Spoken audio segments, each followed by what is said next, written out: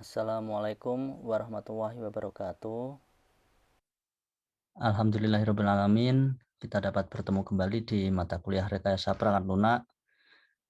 Melanjutkan materi yang sebelumnya, pada pertemuan yang keempat ini kita akan membahas tentang spesifikasi kebutuhan perangkat lunak.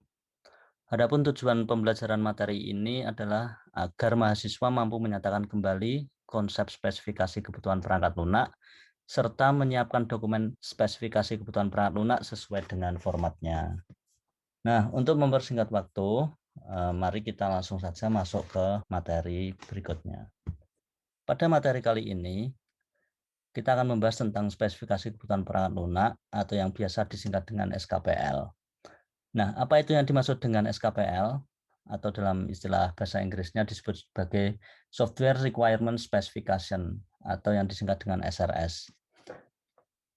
Jadi yang dimaksud dengan SKPL itu adalah sebuah dokumen yang berisi pernyataan lengkap dari apa yang dapat dilakukan oleh perangkat lunak tanpa menjelaskan bagaimana hal tersebut dikerjakan oleh perangkat lunak.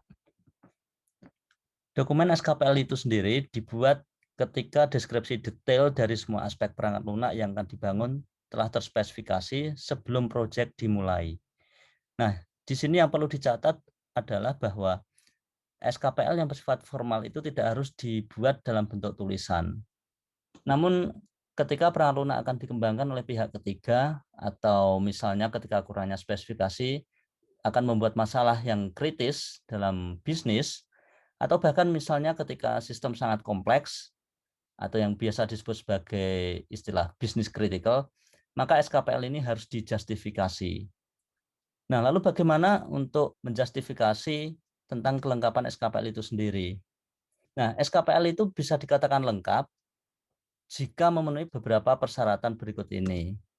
Yang pertama yaitu menguraikan definisi masalah. Jadi SKPL harus bisa menguraikan definisi masalah.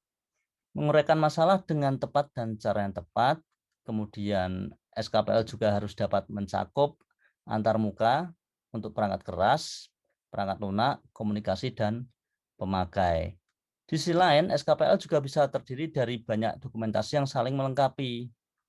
Nah, seperti yang telah diketahui bahwa SKPL ini adalah pernyataan resmi tentang apa yang harus diterapkan oleh pengembang sistem. Sehingga SKPL itu harus mencakup kebutuhan pengguna untuk suatu sistem dan spesifikasi yang dituliskan harus terperinci dari kebutuhan sistem itu sendiri. Namun terkadang kebutuhan pengguna dan sistem itu diintegrasikan ke dalam satu deskripsi. Tetapi dalam kasus lain, kebutuhan pengguna itu didefinisikan dalam pengantar spesifikasi kebutuhan sistem. Tetapi jika ada sejumlah besar kebutuhan, kebutuhan sistem yang terperinci itu dapat disajikan dalam dokumen yang terpisah. Sehingga SKPL sangat penting ketika pihak ketiga mengembangkan sistem perangkat lunak. Lalu apa sih tujuan dari pembuatan SKPL itu sendiri? Nah, SKPL itu dibuat dengan tujuan salah satunya yaitu terbentuknya kesepakatan dengan pelanggan.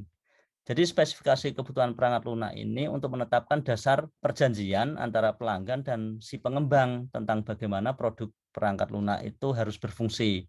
Dalam hal ini proyek yang digerakkan oleh pasar dan peran yang ini dapat dimainkan oleh divisi pemasaran dan pengembangan.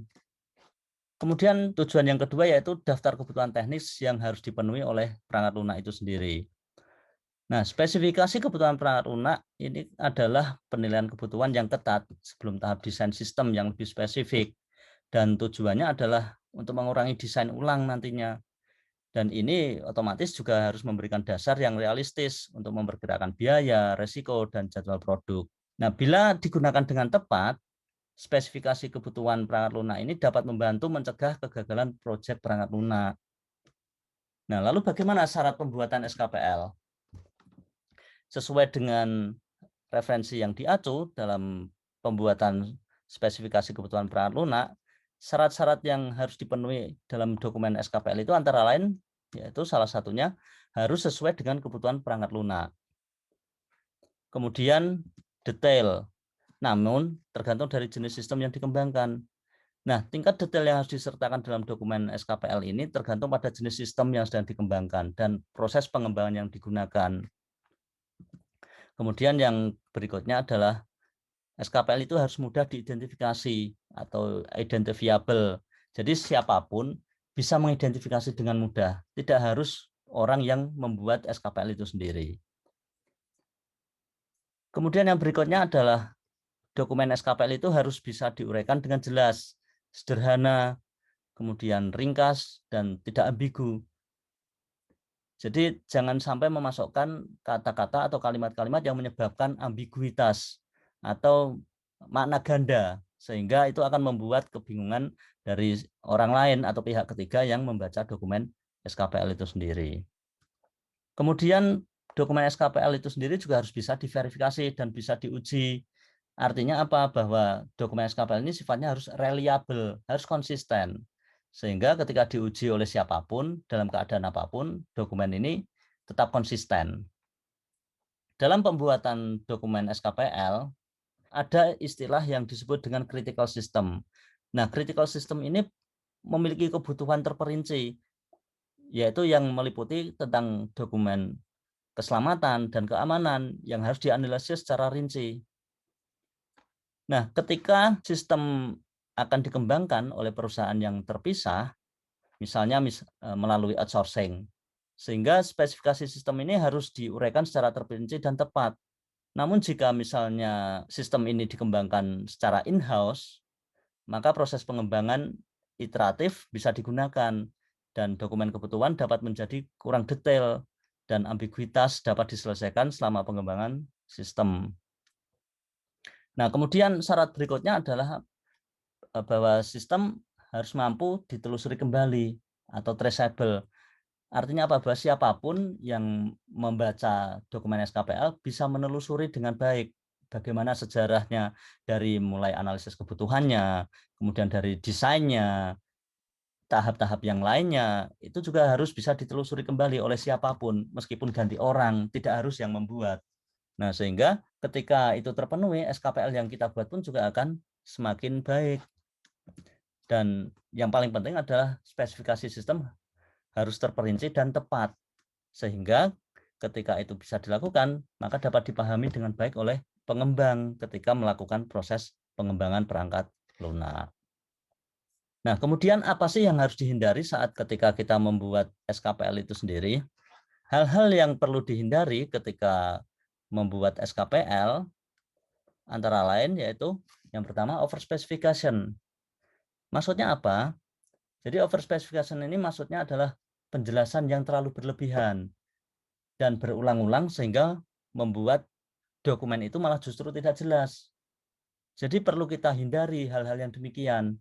Tidak perlu menjelaskan yang terlalu berlebihan, apalagi diulang-ulang. Cukup sederhana, tetapi ringkas, padat, jelas.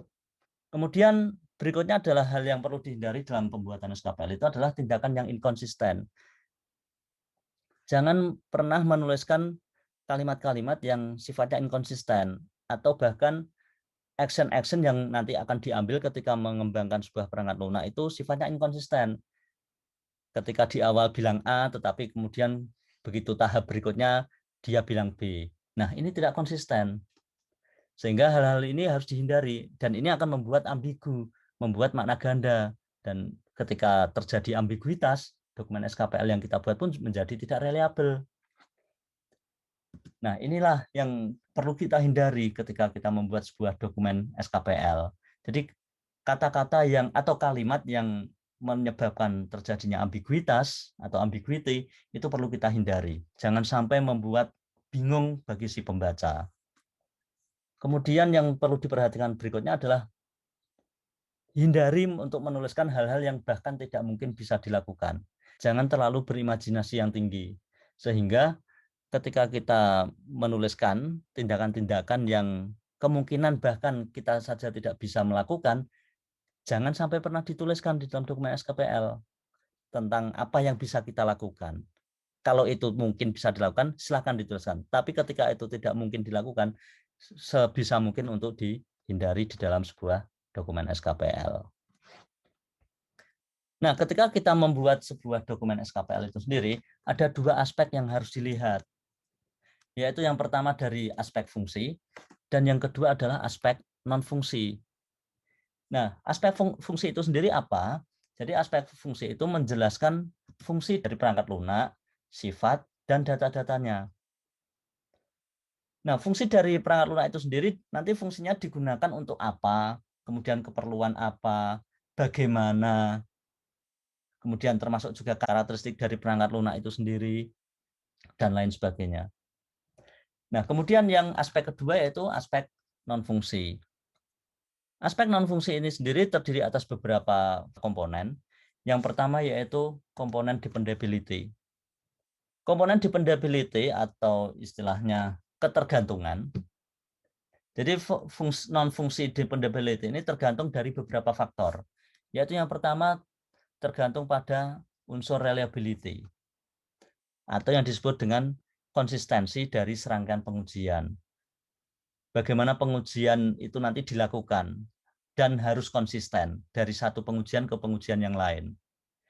Kemudian faktor yang mempengaruhi dependability yang berikutnya adalah maintainability, yaitu kemampuan memelihara suatu sistem yang memiliki kemungkinan suatu sistem yang rusak untuk dikembalikan pada kondisi kerja penuh dalam satu periode waktu yang telah ditentukan.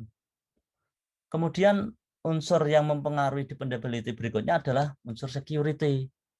Jadi bagaimana suatu mekanisme itu dirancang untuk mengamankan perangkat lunak ketika nanti perangkat lunak tersebut bisa dioperasikan. Dan yang berikutnya adalah unsur integrity.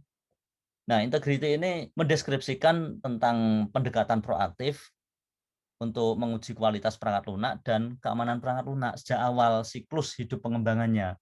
Jadi bahkan sejak awal ketika kita melakukan proses pengembangan perangkat lunak, integrity ini harus sudah dirancang dalam dokumen SKPL. Jadi nanti untuk mendeskripsikan bagaimana kita bisa menguji kualitas perangkat lunak dan tingkat keamanannya.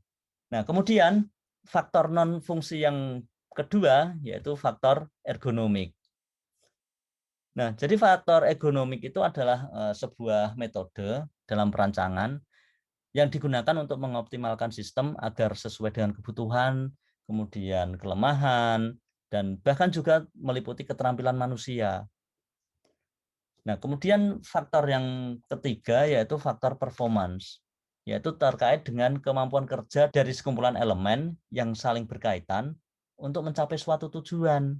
Nah, kemampuan kerja dari sekumpulan komponen ini misalnya adalah komponen basis data yang saling berkaitan atau berhubungan untuk mencapai suatu tujuan dari basis itu sendiri dan sebagainya. Kemudian faktor yang keempat yaitu terkait dengan constraint. Jadi constraint itu merupakan suatu batasan atau bahkan kendala yang bisa membatasi sistem, baik itu dari sisi organisasi ataupun perusahaan. Jadi batasan ini menjadi kendala yang dapat membatasi sistem untuk mencapai tujuan organisasi itu sendiri. Sehingga dalam dokumen SKPL, batasan-batasan ini pun harus diuraikan dengan jelas supaya perangkat lunak ketika dijalankan atau dioperasikan itu bisa membantu organisasi untuk mencapai tujuannya. Kemudian ketika kita membuat sebuah dokumen SKPL, yang perlu kita perhatikan adalah bagaimana atribut yang perlu diterapkan ke dalam sebuah dokumen SKPL. Jadi atribut-atribut ini merupakan semacam ukuran yang perlu kita perhatikan saat membuat dokumen SKPL. Yang pertama yaitu atribut correctness atau tingkat kebenaran dari dokumen SKPL. Ketika kita menerapkan atribut kebenaran, ini spesifikasi yang dituliskan harus sesuai dengan apa yang diinginkan. Jadi ini harus sesuai antara spesifikasi yang dituliskan dengan kebutuhan-kebutuhan atau tujuan-tujuan yang diinginkan, baik dari si developernya atau bahkan dari si pelanggan.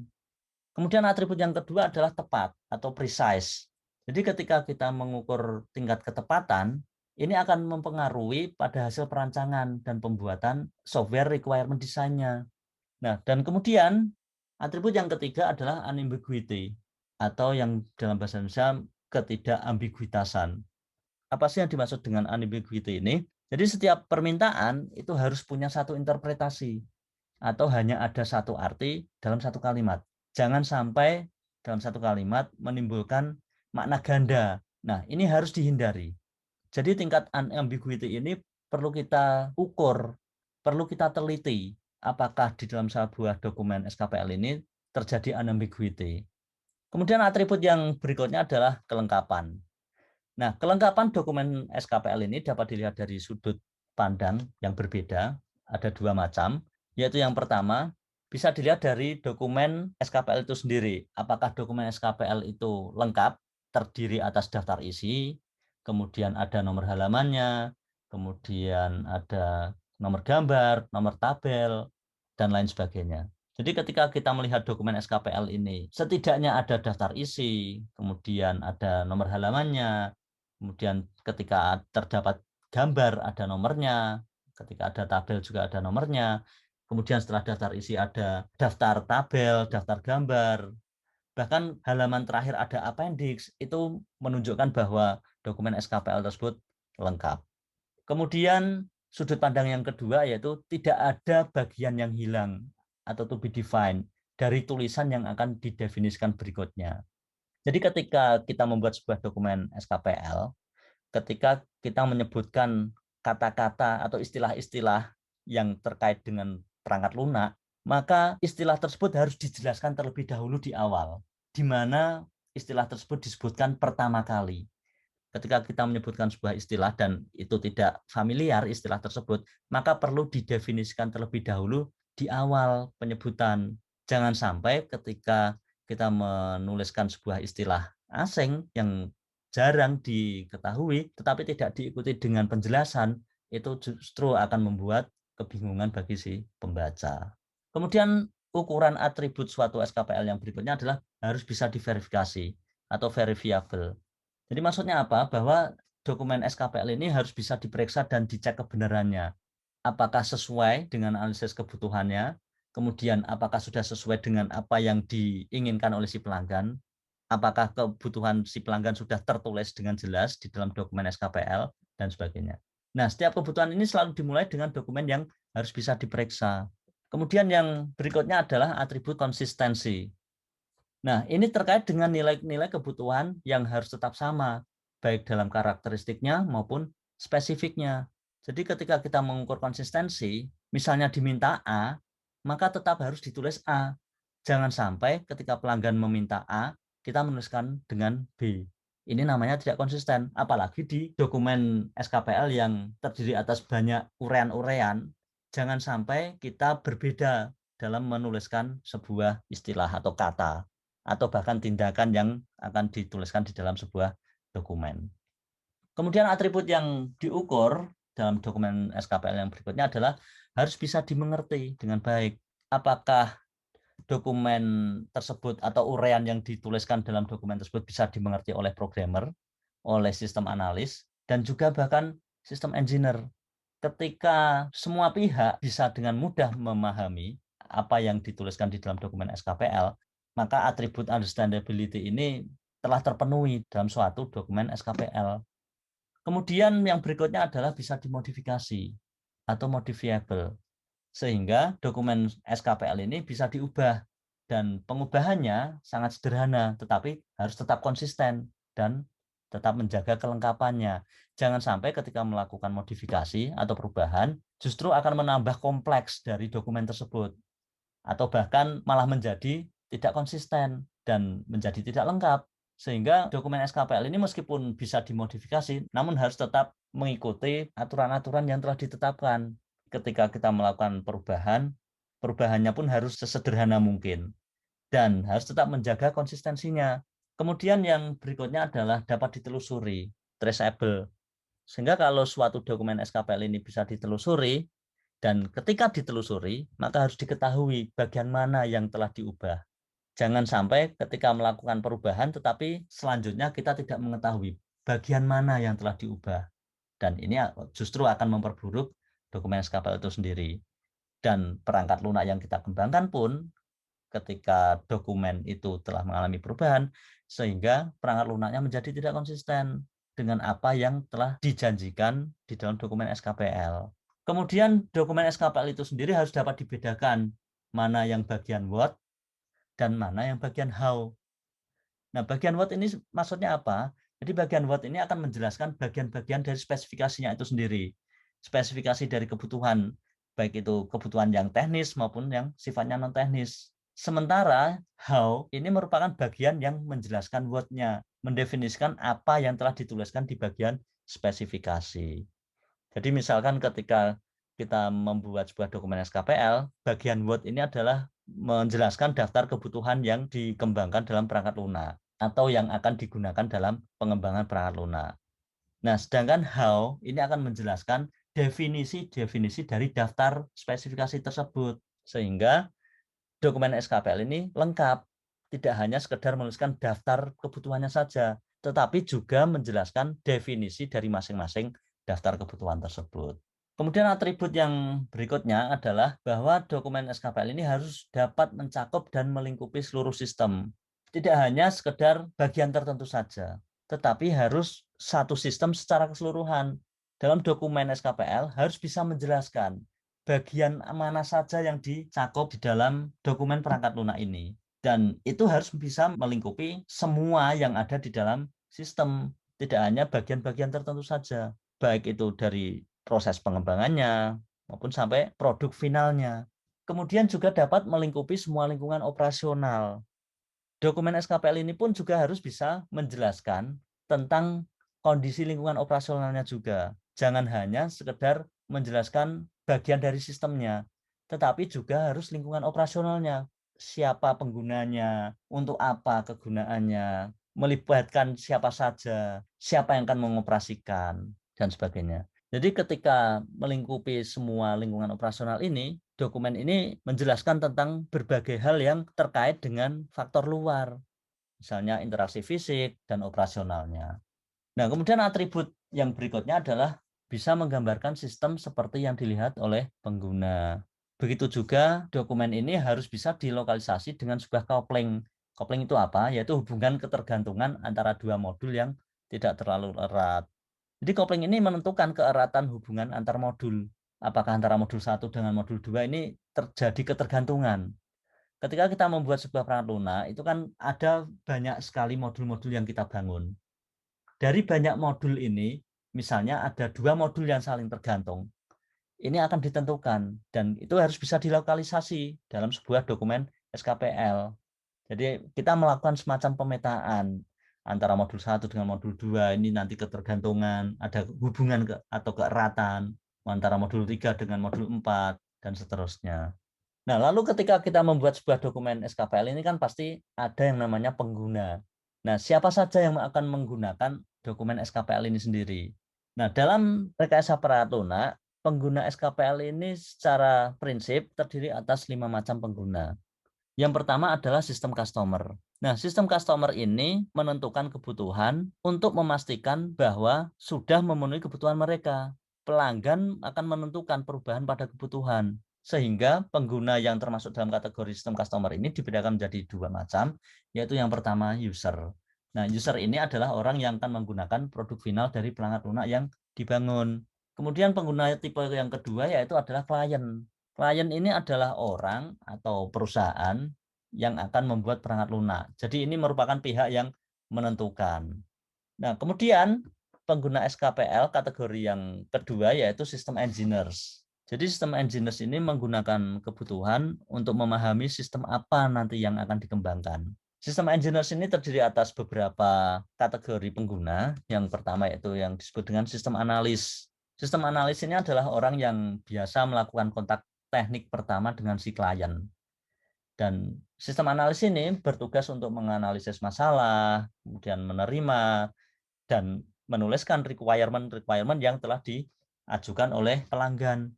Kemudian tipe sistem engineers yang kedua yaitu software engineers. Nah, bedanya apa dengan sistem analis? Software engineer ini adalah orang yang bekerja setelah kebutuhan perangkat lunak ini dibuat.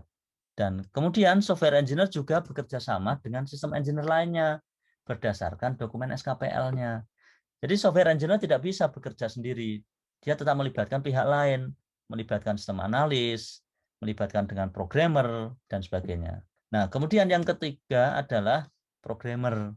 Jadi programmer ini adalah orang yang menerima spesifikasi terkait dengan perancangan perangkat lunaknya. Kemudian dia membuat kode dalam bentuk modul. Nah, modul itu kemudian diuji dan diperiksa apakah modul tersebut bisa berjalan semestinya. Kemudian pengguna SKPL yang kategori ketiga yaitu System Test Engineers. Nah, System Test Engineers ini menggunakan kebutuhan untuk mengembangkan tes validasi terhadap sistemnya. Sehingga pihak-pihak yang berada di dalam kategori System Test Engineers ini antara lain adalah Test Integration Group, yaitu sekelompok orang yang akan melakukan pengujian dan mengintegrasi modul. Karena dalam sebuah pengujian perangkat lunak, komponen yang diuji itu tidak hanya terkait dengan hal-hal yang kecil-kecil saja. Tidak hanya menguji secara unit, tetapi juga secara integrasi. Maksudnya apa? Unit ini adalah merupakan bagian terkecil dari sebuah perangkat lunak. Satu unit itu mewakili satu objek atau satu function dalam sebuah kode perangkat lunak. Ketika melakukan pengujian integrasi, si penguji ini akan melakukan pengujian terhadap banyak unit secara bersama-sama, yaitu unit-unit yang mempunyai kaitan, yang mempunyai hubungan antara satu unit dengan unit yang lainnya yang berhubungan, ini akan diuji secara bersama-sama atau mengintegrasi satu modul. Nah, satu modul ini terdiri atas banyak unit, di mana unit tersebut saling berkaitan. Nah, kemudian pengguna yang kategori keempat yaitu adalah System Maintenance Engineers. Nah, System Maintenance Engineers ini menggunakan kebutuhan untuk memahami sistem dan hubungan antar bagian-bagiannya. Biasanya System Engineers ini terkait dengan rancangan pemeliharaan terhadap perangkat lunak. Nah, sehingga pihak yang terlibat itu adalah berupa maintenance group, kelompok pemeliharaan, yaitu pihak yang memantau dan merawat kinerja perangkat lunak yang dibuat selama pelaksanaan dan pada saat modifikasi itu muncul. Biasanya sudah mencapai sebesar 80% dari pekerjaan, baru modifikasi ini akan muncul. Nah, kemudian kategori yang terakhir, yang kelima, yaitu kategori managers. Nah, managers ini menggunakan SKPL untuk merencanakan penawaran terhadap sistem dan biasanya untuk merencanakan proses pengembangan sistem itu sendiri. Nah, sehingga siapa saja yang berada di kategori managers itu, yaitu antara lain yang pertama adalah technical support. Nah, technical support ini merupakan pihak yang mengelola pengembangan perangkat lunak itu sendiri. Kemudian yang kedua yaitu staff dan clerical work, yaitu adalah pihak-pihak yang tugasnya itu menulis, kemudian menginputkan data, dan dia juga mempunyai tugas untuk membuat dokumentasi dari setiap tahap pengembangan perangkat lunak itu sendiri. Atau bahkan ketika terjadi modifikasi perangkat lunak. Nah, lalu bagaimana suatu pengembangan perangkat lunak itu bisa dikatakan berhasil? Jadi ada beberapa ukuran yang bisa digunakan untuk menentukan apakah sebuah proyek pengembangan perangkat lunak itu bisa dikatakan berhasil. Yaitu yang pertama adalah ketelitian dari pembuatnya. Jadi apakah si pembuat perangkat lunak ini mempunyai ketelitian yang tinggi? Apakah ada hal-hal yang dilewatkan? Kemudian yang kedua adalah kualitas dari spesifikasi perangkat lunak yang dihasilkan. Jadi spesifikasi perangkat lunak itu tidak hanya ketika kita melakukan requirement analysis, tidak hanya ketika kita melakukan desain, tetapi bahkan spesifikasi perangkat lunak ini bisa ditentukan kualitasnya ketika sudah dihasilkan. Jadi spesifikasinya bagaimana? Apakah perangkat lunak yang kita bangun ini sudah sesuai dengan kebutuhan yang direncanakan sejak awal? Kemudian apakah perangkat lunak ini dibangun secara benar? Jadi tidak hanya sekedar apakah produk ini sudah sesuai dengan apa yang diharapkan, tetapi juga bagaimana produk ini dibangun. Apakah proses pengembangannya sudah benar? Nah, kemudian yang berikutnya adalah dari sisi integritas.